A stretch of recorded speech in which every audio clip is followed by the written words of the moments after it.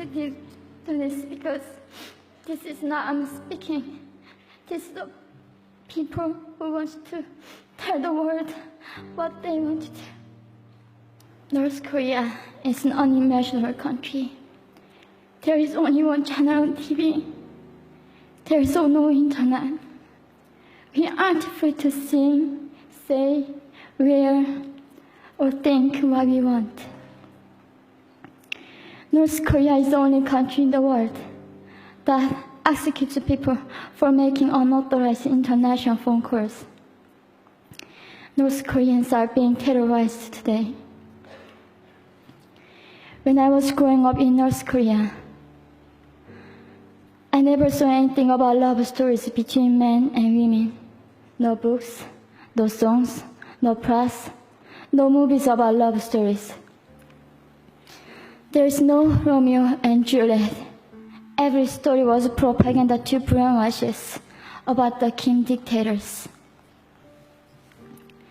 I was born in 1993, and I was abducted at birth, even before I knew the words freedom or human rights. North Koreans are desperately seeking and dying for freedom at this moment.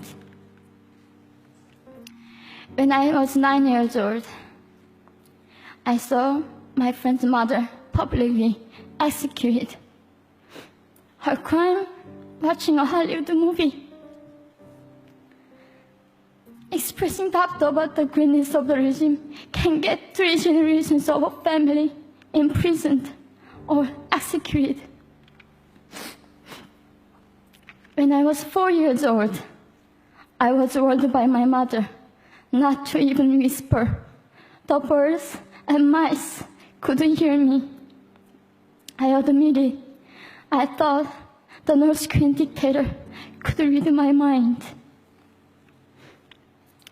My father died in China after we escaped North Korea, and I had to bury him at 3 a.m. in secret. I was 14 years old.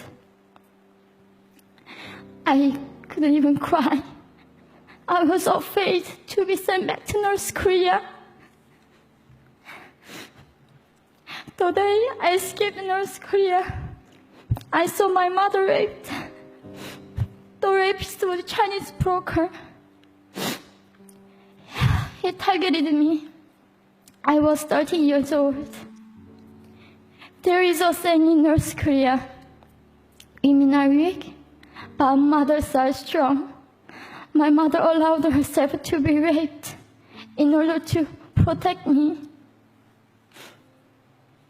North Korean refugees, about 300,000, are vulnerable in China. 70% of North Korean and teenage girls are being victimized, sometimes sold for as little as $200. We walked across the Gobi Desert, following a compass. When they stopped working, we followed the stars to freedom. I felt only the stars were with us. Mongolia was our freedom moment. Death or dignity. Armed with knives, we were prepared to kill ourselves if we were going to be sent back to North Korea. We wanted to live as humans.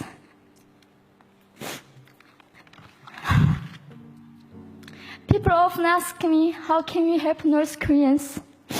There are many ways, but I would like to mention 3 for now. 1, educate yourself so you can raise awareness about human crisis in North Korea. 2, help and support North Korean refugees who are trying to escape to freedom. 3, petition China's stop repatriation. We have to shed a light on the darkest place in the world. It isn't just North Korean human rights. It's our rights that North Korean dictators have violated for 7 decades. We need governments all around the world to put more pressure on China to stop repatriation. In particular, Chinese delegates of One Young World can play a part by speaking up.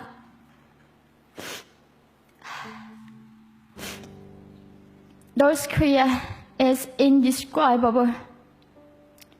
No humans deserve to be oppressed just because of their birthplace. We need to focus less on the regime and more on the people who are being forgotten.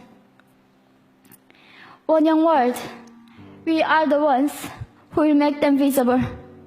Fellow delegates, please join me as we make this a global movement to free North Koreans.